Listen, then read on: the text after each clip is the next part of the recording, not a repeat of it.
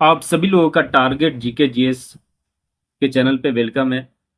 आज इस क्लास में होने वाला है लूसेंट किताब से 100 प्रश्न उत्तर रहेगा। और यह क्लास होने वाला है भारतीय इतिहास।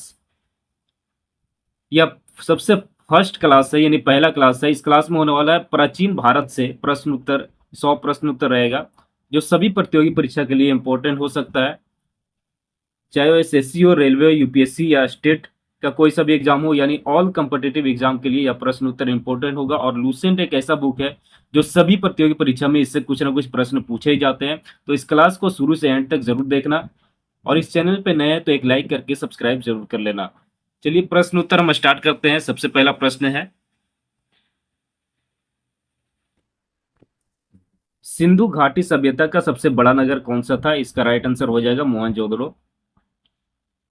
हड़प्पा सभ्यता की खोज किसने किया? हड़प्पा सभ्यता की खोज किया था दयाराम साहनी ने, और यह खोज किया था 1921 ईस्वी में। अगला प्रश्न है, मोहनजोदड़ो की खोज किसने किया था? रखलदास बनर्जी ने किया था। इस वीडियो को देख रहे हैं तो एक लाइक करके सब्सक्राइब जरूर कर लेना, क्योंकि लूसेंट बुक से सभी सब्जेक्ट से कई क्लासेज होने वाले हैं और भी, तो आप तक नोटिफिकेशन आसानी से पहुंच सके और आप अच्छे से क्लास को कर पाए सभी सब्जेक्ट का। अगला प्रश्न है, सिंधु सभ्यता का प्रमुख बंदरगाह कौन सा था? इसका राइट आंसर हो जाएगा लोथल बंदरगाह था।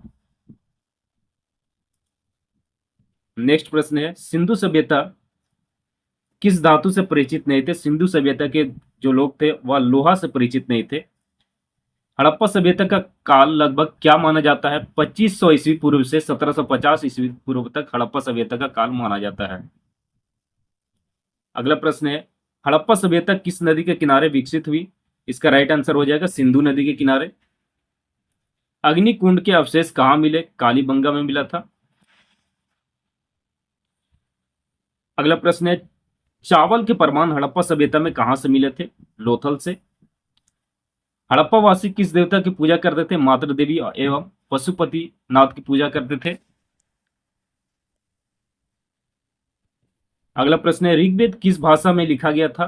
वैदिक संस्कृति भाषा में लिखा गया था। सबसे प्राचीन वेद कौन सा है? ऋग्वेद सबसे प्राचीन वेद है। अगला प्रश्न है, गायत्री मंत्र किस वेद में है? ऋग्वेद में है। ऋग्वेद में सबसे अधिक नदी का उल्लेख है, सिंधु नदी का उल्लेख है। अगला प्रश्न है, वेदों की संख्या कितनी है? 4 है वेदों की संख्या। आप इस क्लास को बीच में स्किप करके ये छोड़ के मत जाना, शुरू से एंड तक जरूर देखते रहना। आपका 100 प्रश्न उत्तर रहेगा, और 100 प्रश्न उत्तर अगर आप देख लेते हैं, इसे याद कर लेते हैं, तो सभी प्रतियोगी परीक्षा, जो भी प्रतियोगी परीक्षा की आप तैयारी कर रहे हैं उसके लिए बहुत ही महत्वपूर्ण होगा, और इससे कुछ न कुछ प्रश्न जरूर पूछे जाएंगे। अगला प्रश्न है, वेदों का संकलन किसने किया था? महर्षि वेद व्यास ने किया था। उत्तर वैदिक काल में सबसे महत्वपूर्ण देवता कौन थे? प्रजापति। वर्ण व्यवस्था का आधार प्रारंभ में क्या था? कर्म, यानी कर्म के आधार पर वर्ण व्यवस्था को विभाजित किया गया था। उपनिषदों की संख्या कितनी मानी जाती है? लगभग 108 मानी जाती है। बौद्ध धर्म के संस्थापक कौन थे? गौतम बुद्ध थे बौद्ध धर्म के संस्थापक। गौतम बुद्ध का जन्म कहाँ हुआ था? लुम्बिनी में हुआ था गौतम बुद्ध का जन्म।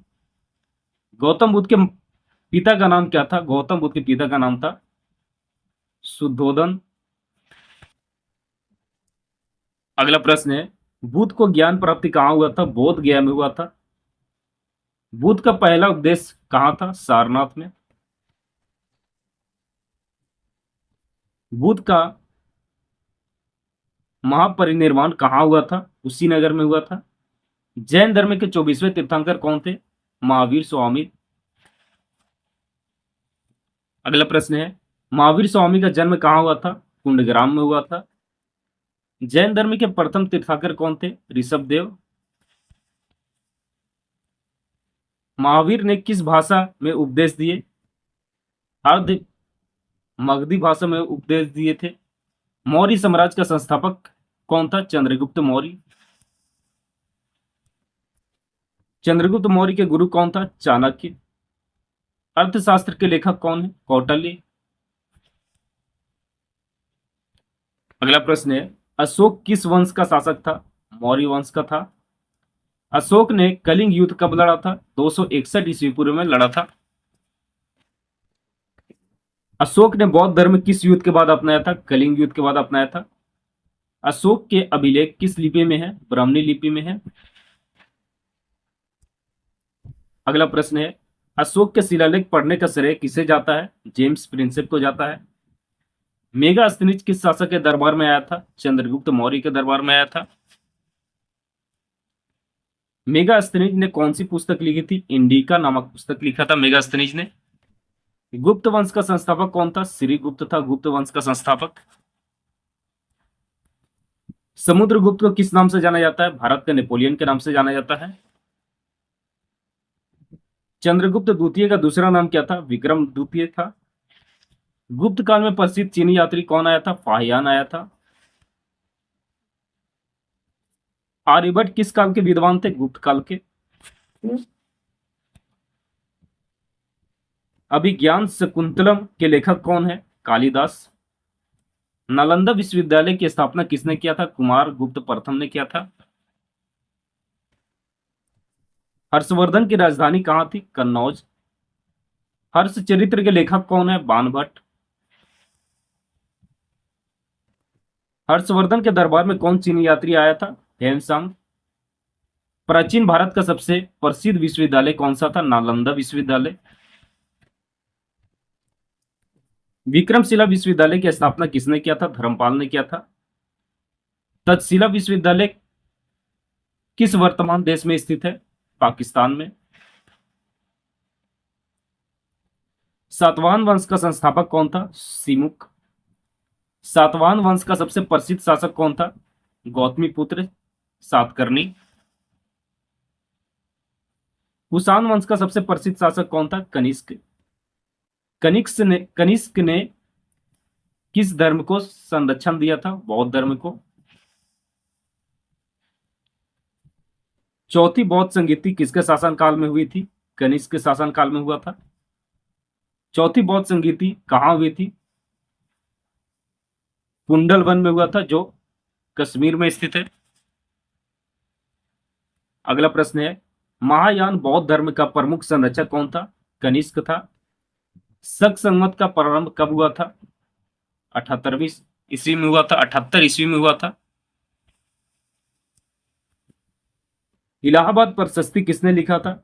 हरिसेन ने लिखा था। प्रयाग प्रशस्ति किस शासक से संबंधित है? समुद्रगुप्त से। एहोल अभिलेख किसने लिखवाया था? पुलकेशिन द्वितीय ने।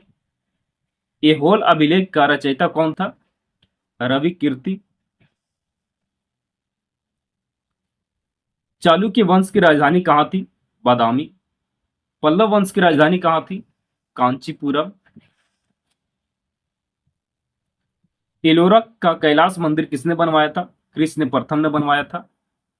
महाबलीपुरम के रथ मंदिर किस वंश ने बनवाए थे? पल्लव वंश ने। कोणार्क सूर्य मंदिर किस राज्य में स्थित है? उड़ीसा राज्य में स्थित है। खजुराहो के मंदिर किस वंश ने बनवाए थे? चंदेल वंश ने। अगला प्रश्न है, अजंता की गुफाएं किस धर्म से संबंधित है? बौद्ध धर्म से। एलोरा की गुफाएं किस धर्म से संबंधित है? बौद्ध, जैन एवं हिंदू धर्म से। नटराज की प्रसिद्ध कांस्य प्रतिमा किस वंश की देन है? चोल वंश की। चोल वंश की राजधानी क्या थी? तंजौर। बृहदेश्वर मंदिर किसने बनवाया था? राजराज प्रथम ने। संगम साहित्य किस भाषा में लिखा गया? तमिल भाषा में। संगम युग किस क्षेत्र से संबंधित है?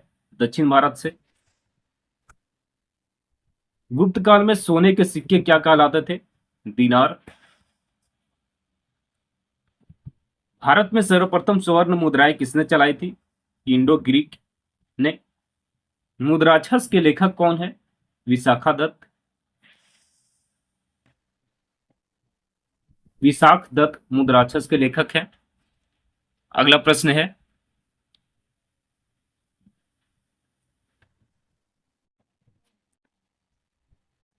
अगला प्रश्न है, मृच कटिक के लेखक कौन है? शूद्रक।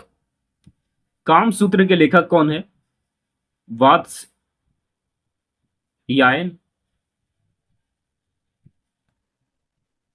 अष्टाध्यायी के रचयिता कौन है? पाणिनि। महाभाष्य के लेखक कौन है? पतंजलि। अमर कोश के रचयिता कौन है? अमर सिंह। दशमलव प्रणाली का विकास किस काल में हुआ था? गुप्त काल में हुआ था। शून्य का सिद्धांत किस भारतीय गणितज्ञ से जुड़ा है? आर्यभट्ट से। आर्यभट्टीय के लेखक कौन है? आर्यभट्ट। अगला प्रश्न है, पंचतंत्र के लेखक कौन है? विष्णु शर्मा। भारतीय इतिहास का स्वर्ण युग किसे कहा जाता है? गुप्त काल को भारतीय इतिहास का स्वर्ण युग कहा जाता है। भारत पर आक्रमण करने वाला प्रथम यूनानी शासक कौन था? सिकंदर। सिकंदर ने भारत पर कब आक्रमण किया था? 326 ईसा पूर्व में। सिकंदर और पोरस का युद्ध किस नदी के किनारे हुआ था? झेलम नदी के किनारे। सिकंदर के समय मगध का शासक कौन था? धनानंद। नंद वंश का संस्थापक कौन था? महापजनंद। भारत का प्रथम ऐतिहासिक साम्राज्य कौन सा माना जाता है? मौर्य साम्राज्य माना जाता है। प्राचीन भारत में सबसे पहले किस धातु का प्रयोग हुआ था? तांबा का प्रयोग हुआ था। भगवान महावीर का निर्वाण कहां हुआ था? पावापुरी में हुआ था। अगला प्रश्न है, भगवान बुद्ध का बचपन का नाम क्या था? सिद्धार्थ था। भारत का राष्ट्रीय प्रतीक किसके स्तंभ शीर्ष से लिया गया है? सारनाथ के अशोक स्तंभ से लिया गया है। तो यहां पर आप सभी लोगों का लूसेंट भारतीय इतिहास से, प्राचीन भारतीय इतिहास से लगभग 100 प्रश्न उत्तर कंप्लीट हो चुका है। तो इस वीडियो को यहां तक आप देख लिए हैं तो एक लाइक और सब्सक्राइब जरूर कर लेना और कमेंट में जरूर बताना कि यह क्लास आपको कैसा लगा।